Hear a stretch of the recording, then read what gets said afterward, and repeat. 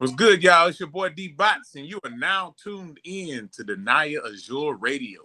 Hello, Botz. How are you? And welcome to Danaya Azure Radio. I'm great. How are you? I am good. So I met Botz on Clubhouse in the Music and Networking No Egos room. So how did you originally get into music? I was born into music. When I was born, my dad was a quartet singer, gospel quartet singer. And his family, my grandfather played the guitar, my grandmother plays the piano and the organ. And so I was literally born into music. My very first church I attended, my whole family played. My dad was the bassist and my grandmother was the organist. So I started playing drums at the age of 4. And that was where it began. That's awesome. So did you start producing music first, or were you an artist? I was a musician. I was a musician. I knew nothing of music production until I started working. Mm. I was just a drummer. I played drums until I got to about 10th, 11th grade. Then I kind of started playing a little bit with the piano. And then I took it, full term, like around 20. So I didn't know anything about production. I was just a musician. And so that's the story. People don't believe it. I'm like, I didn't. I music. I've always been a big fan of music, but I was never in the studio. It was never a goal of mine to be a producer or none of that. So the way it came about was kind of crazy. So do you remember the first record that you ever produced? First record I ever produced was for the rapper named Scarface. Nice. The record called The Real OG back in 2000. It was in 2000. Oh, that's awesome. So what was that experience like? Well, Scarface was kind of my introduction into the music game because I was working at Guitar Center and I was playing on the keyboard in the back, just kind of programming. And he came in there and he came and tapped me on my shoulder. Like, how much you want for that beat? And I was like, what? He was like, yeah, I need that. And so Nice. we end up going to his house later that day. And I took the keyboard and learned how to dump a beat. I had never done none of that. Because like I said, I producer. I was just, programming at that point. So, Right. yeah, shout out to Face, man. Face was a real trooper because I told him, I was like, man, I don't know nothing about this stuff. And so, Wow. like, I don't either. We're going to learn together. So,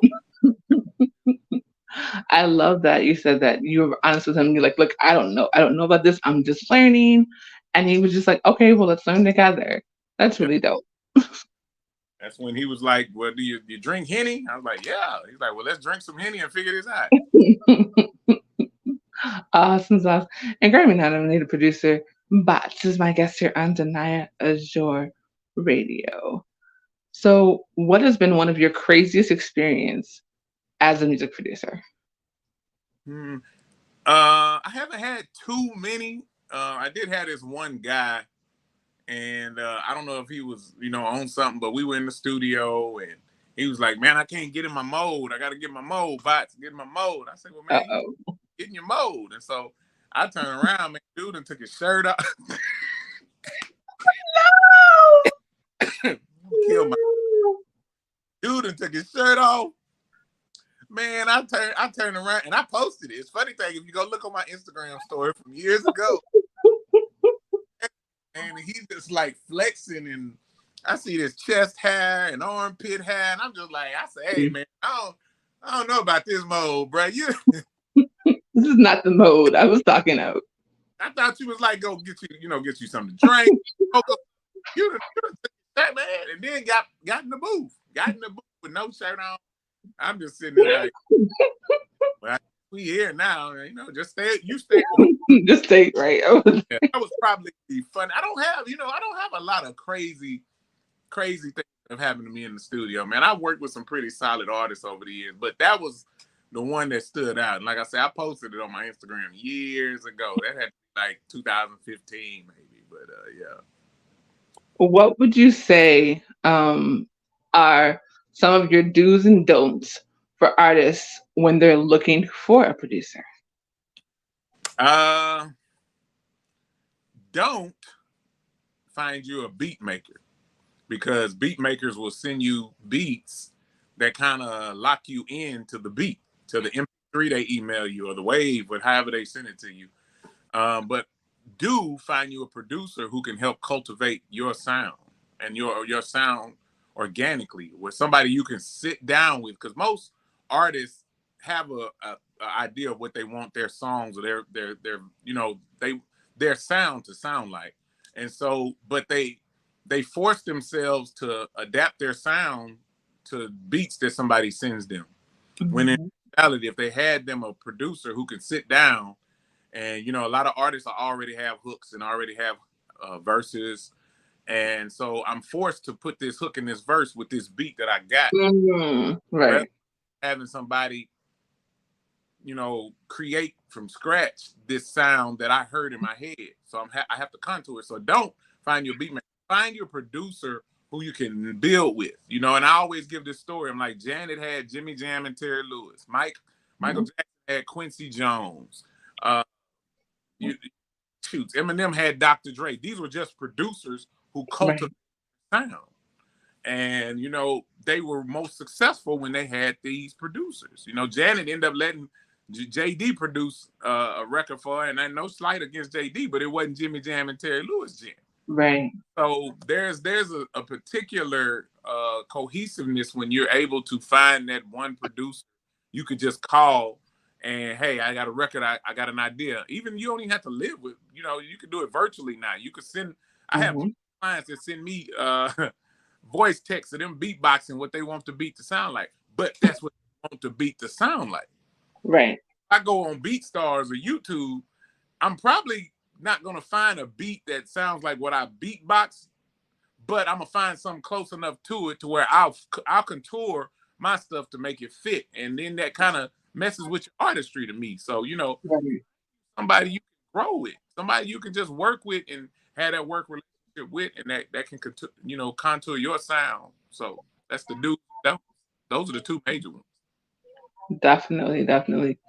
It's funny. So we were in Music Networking No Egos, and it was interesting because Boss was telling us about a story about why he's so huge when it comes to punctuality. Do you want to tell us story real quick? Man, the Pimp C story. Me and my boys, Mike Motion and Corey Mo, shout out to them. We were pretty much Pimp and Bun B at the time. They're official engineers and not really producers, because everybody was producing for them, but they were working out of the studio pretty much 24/7. And so this particular day, Mike couldn't come in, so I was gonna be Pimp's engineer for the day. And so while I was always punctual, this day, I left my house at the same time I usually leave, 30 minutes before I'm supposed to be there, because I was only like 15 minutes away. But I got to the train tracks, and there was a train stopped, like not going slow, but stopped. Right. And I got I got put behind like 45 minutes. So I'm texting them like, Mm, I'm gonna be a little late.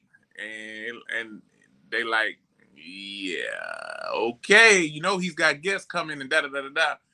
And so I get there like 20 minutes late. And so the thing about Pimp, he was never, like I said, he knew the business. He wasn't going to just call you out in front of everybody. He wasn't finna clown me and all that. But I let him in, cut the air on, kind of let them do what they do. And Pimp was like, hey, boss, let me holler at you. Like, how much we supposed to pay you today? And I told him, and he said, well, we ain't paying you.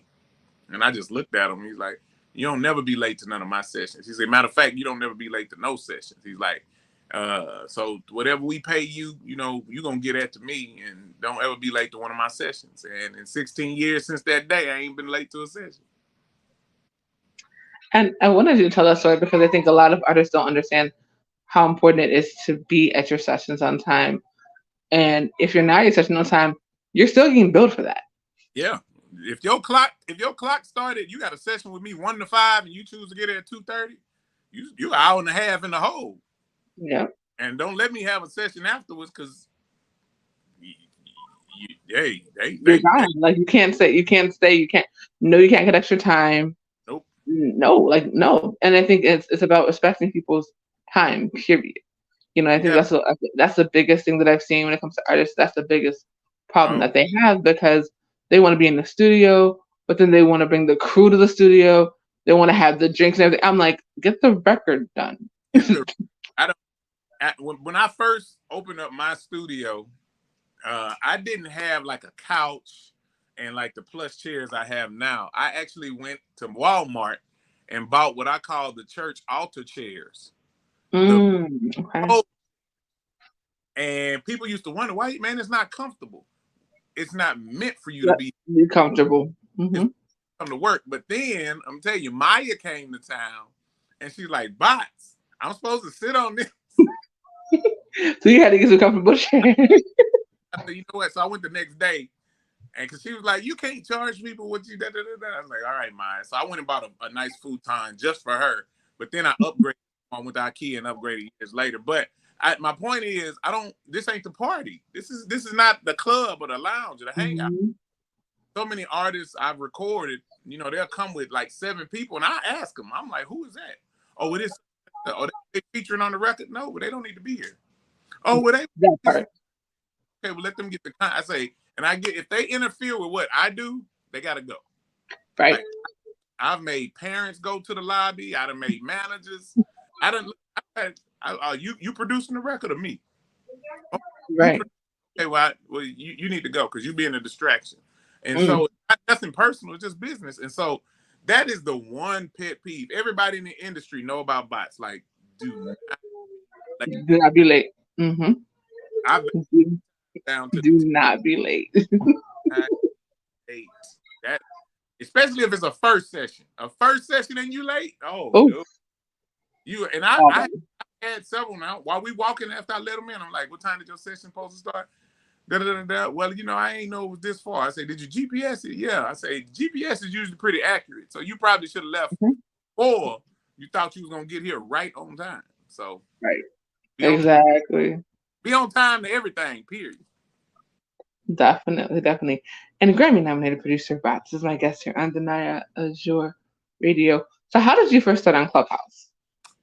My boy Steve-O, shout out to Steve-O Townsend, my boy. He had actually sent me an invite because this was back in 2020 when Clubhouse was invite only. Right. And he sent me the invite. I'm like, Clubhouse, man, that gotta be for kids. I'm thinking of Mickey, and like my little boys watch Mickey Mouse Clubhouse every day. So I'm thinking, man, that's for kids, bro. And so I denied the invite. He sent that to me in the summer. So then he comes to the studio because at this time he rented out my front room. So I hear all these voices talking, and I'm like, man, what is that? And they told me I heard Just Blaze. I said, that's Just Blaze. He's like, yeah, I'm in a room with him. I said, a room on what? He say, club. Dang. I say, send me another one. He's like, man, I ain't got but one left. You better on Clubhouse in my very first room. Matter of fact, this was in the days they would do a Clubhouse party for you and welcome you. Yep. It'd be a couple people that would teach you the in and outs, and they'd follow all that. They don't do that anymore because it's so. But at the original inception of it, it was pretty dope because they teach you what about the hallways and how to ping and how to do this and how to do that, how to scroll out. And so it was cool. And so I got to thank Steve-O because I got on there in October of 2020 and it's just been crazy since then. It's been lovely. So how did you guys come up with the whole music networking no egos? What inspired that room? Well, I had been on Clubhouse for about a month, maybe month and a half, and then I was in a lot of these music rooms. And in music rooms, man, it would be so much clout chasing and so much capping and so much lying. And me and Rothstein actually met in those rooms, and we would be in those rooms, and we would get tired of it, like, because people would call people to the carpet, like somebody say, hey, I produce so and so, and I produce so and so, and then 10 minutes later somebody come in the room who actually knows so and so.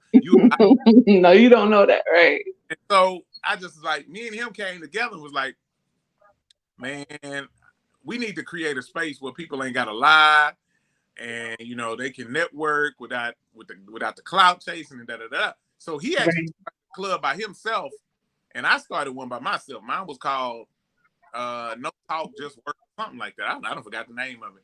And he created his, and then Auntie Jackie didn't come along till a couple months later, but Rolf had started doing the music networking, no egos more constantly. So I closed mine down.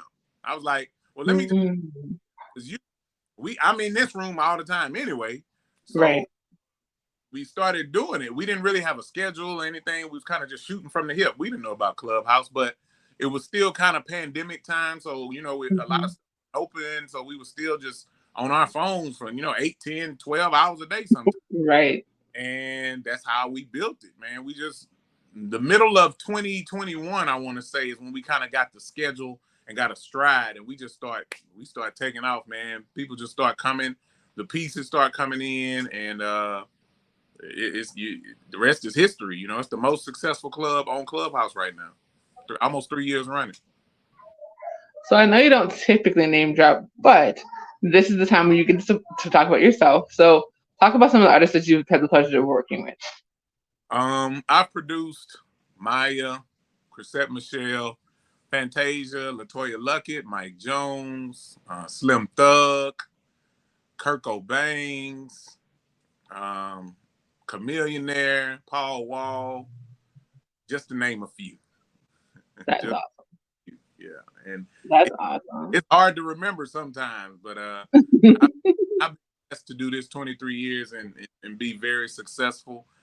And so I'm every day I'm grateful. Every day I walk in my studio with my name on it, and I remember the struggles when I had to share studios and I didn't have a key, and I had to get out when people told me to get out, and now I can tell people to get out. So Right. I've been blessed, man. It's a blessing to be able to do what I do full time. I haven't had a 9 to 5 since 2002. Wow. Yeah, that's been full time music since 2002, and I've been That's able awesome. to afford a lot of luxuries. So I'm That is awesome. And Grammy nominated producer Botz is my guest here on Danaya Azure Radio. So talk a little bit about the cookout and how that came to be. the cookout. The year is February 2020, right before the pandemic shut down the world. I went to Atlanta and went to a writing camp with some very top A-list producers and writers, very well named, very well known, very successful, Grammy Award winning actually. And so they had about 25 new songwriters, artists come to this camp. And day one was cool. Everybody, they had like a little meet and greet, and everybody was getting to know each other. The next day, they were given tasks as writers, like to kind of test Mhm. what they do and how to know. They put them in the beat, put them in the studio, and let them go at it. Well, they were, man, the people that were running this thing they were a-holes. Let me just say it like that. They Mm. talk so bad to these artists, man. They several artists. One of them started crying. Uh, Aw. one lady, because they were just like, "What you mean you don't know what a pre-hook is? How you gonna be a writer and you don't know what?" And I'm sitting there, Oh wow. gotta know this part about Botz. Everybody knows this about Botz. Like I don't take no BS. You know what I'm saying? And I'm an independent artist advocate. I'm an independent artist advocate. So that got me boiling. But Right. I ain't gonna mess up my bag. Right. Paid to do a job, and so I didn't. But there was something in me that wanted to knock these dudes out. I ain't gonna lie. So Yeah. yeah, one said, well, if this is music, I don't want to be here. The other one was like, man, I didn't pay to come get fussed at, and somebody Um, left. So after that experience, of course, like I said, the next month March hit, and that's when the world shut down. So mhm. I was contemplating then, like, man, I need to make something to where artists can come and feel safe. You don't got to worry Right. about cussing you out and making you cry and all that. But of course, the pandemic hit. So I ended up writing. I had a whole right. I wrote the goals for the event down and everything in 2020. People don't know this. To one of my best friends named JoJo King. I was at his house in his guest, Mhm. and I wrote it down on a piece of paper. Wrote that down. Wrote some other goals down. Well, the beginning of the year of 2021, me and JoJo went out for our birthdays. Both our birthdays are in January, so we're out just talking. And he's like, man, so what about them goals you wrote down in my house? Right. And I said, what about them? He's like, well, when you gonna do them? I was like, well, man, we in a pandemic. Ain't nobody gonna do da da da da da, man. Da-da. Right. JoJo checked me, like he like stood back and was like, who am I talking to? And I was like, what you mean? He's like, the bots I know don't never say he can't do something or he ain't gonna do da. He's like, you, this ain't you. And he checked me and everything. I was like, you know what, you right. He's like, you the person who encourages everybody. He's like, so take your own advice. I was like, you know what? You're right. So the very next day, I got a couple of artists. I had been going, matter of fact, speaking of Clubhouse, I had been going to Atlanta because I worked with Fireman and I worked with Jake Right. and I worked with Brittany J. I had worked with these artists. I met all three of them on Clubhouse. And so I had been Right. in Atlanta. And when I went, I had actually went to Atlanta, I think the following week. And I met with Jay Kane and I told him, I said, man, I'm thinking about doing this event. And I told him about the event. And Jay Kane is such a go-getter. He's like, well, do it. Well, he's like, don't talk about what you just do it. He's like, you got the space, you got the da-da-da. So I came back home and I hit a couple artists. I was like, hey, I got this idea, this concept. I don't know what it's gonna do, but if you're down, meet me in Atlanta in 2 weeks. No, Right. 3 weeks away. And so they all came. Like it was a couple from Houston, some that already lived there. My boy LaJuan came from like Chicago. My homegirl Maya came from the DMV. So they actually flew in. And it wasn't even called the cookout at this time. It was just, I called it the jam session. It was called the Atlanta. Right. Gotcha. And so the very first day, man, we cooked up like 2 records that ended up being singles. And Nice. next day we cooked up like 2 more records that one of them ended up being a single. One we submitted for Chris Brown. And so after we left Atlanta, like everybody was like, yo, that was dope. When we doing it again? And I was like, y'all serious? And they was like, yeah. And so I said, okay, well, if y'all see it, where y'all want to do it at? They say, let's do it in LA. I was like, cool, I know a studio. I hit my studio, hey, I'm thinking about doing this, da-da-da-da. Now, mind you, the first cookout, well, it wasn't a cookout, the jam session had about 12 people. Right. But we did have, like, Mace came through because of we had Icon Studios. Mace came through. Who else came? One of the Real Housewives of Atlanta came through. Raz B came through. Nice. It was pretty, I mean, it still was a vibe, but it was. So we do the one in LA a month, 2 months later. It blew my mind. We had 125 people. Wow. In a studio space. Two Studios. Fortunately, they had a big lobby and they had a nice. That's a lot of people in the studio. It blew my mind, and so from there, certain people just hit me up like, "Yo, Botz, you own to something. Like you're own to something. You got to cultivate this into something bigger." So from there, we went to New York, and 2 months later, we went to Miami, and after we hit Miami, we went to DMV. All this time, just building and building and building the event to where. When the beginning of 2022 hit, I had all these records we had cooked at this event. I'm like, I need to put them out. Let's put Let's put the album out. And so we put the Cookout album volume 1 out last January, actually on my birthday. We're in Dallas. We did the first one in Dallas last year. So, and it took off. So we went from Dallas. I think we went to Atlanta. We went back to Atlanta. Then we went back to LA. Then we did North Carolina. Then we did the DMV again. Then we started over this year. And then we did, what did we do? We did Miami. We did Miami last year too. Nice. Yeah, it took off.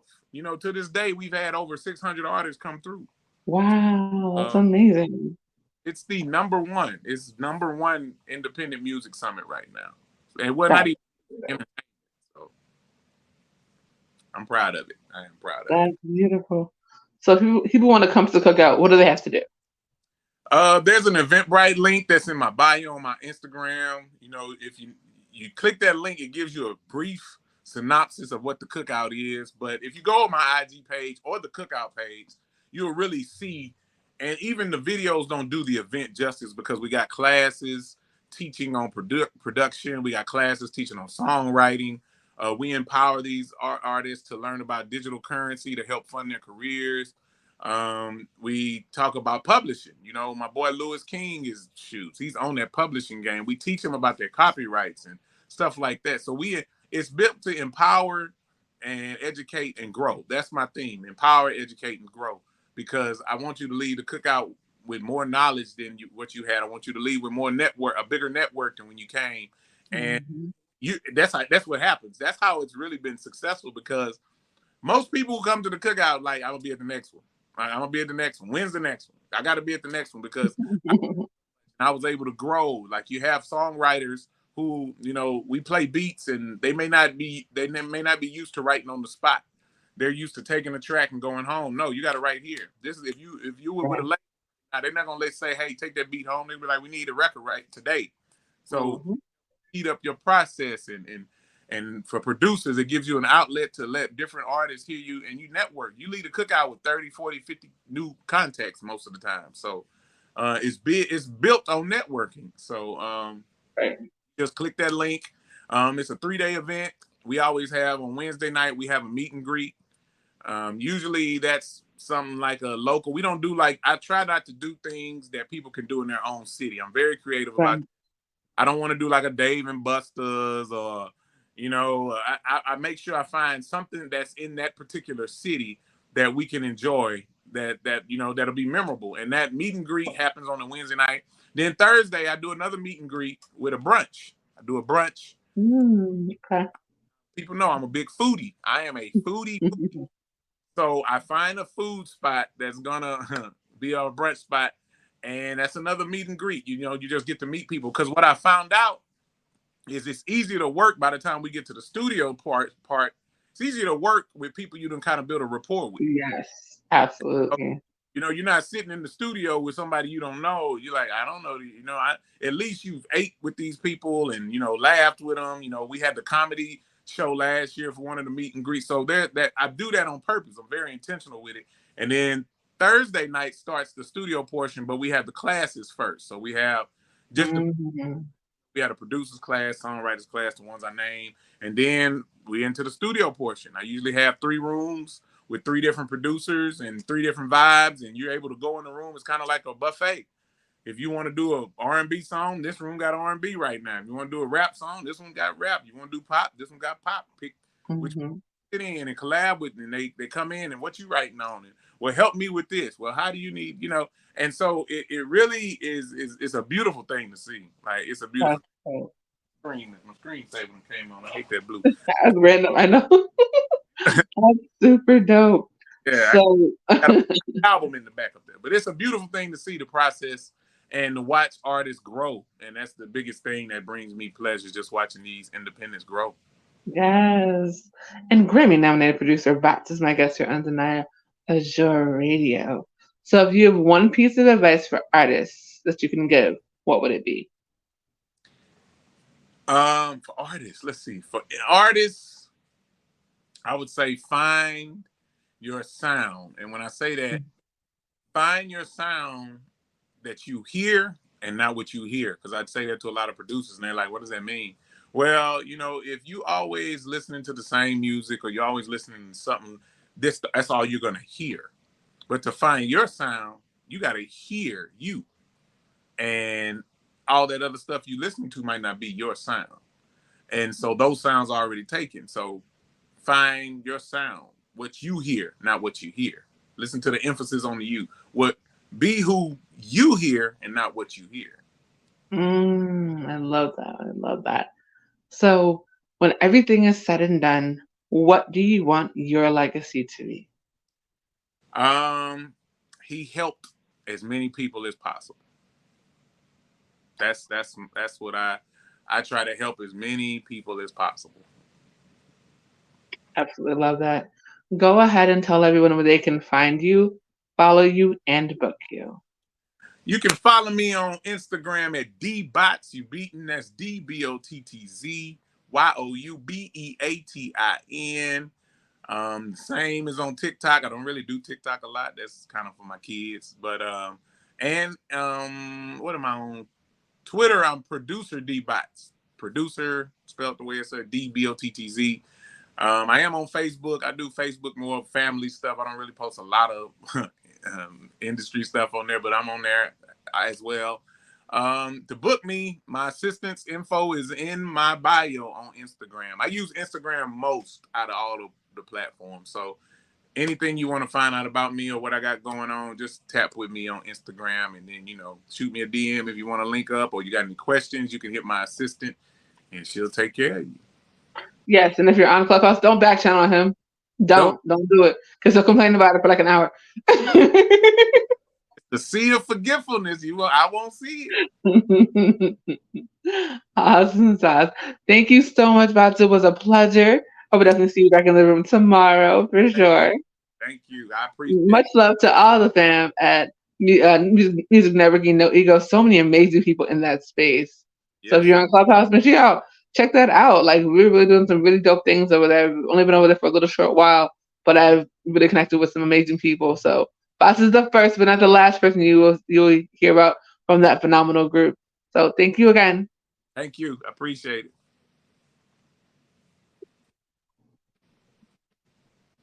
Awesome.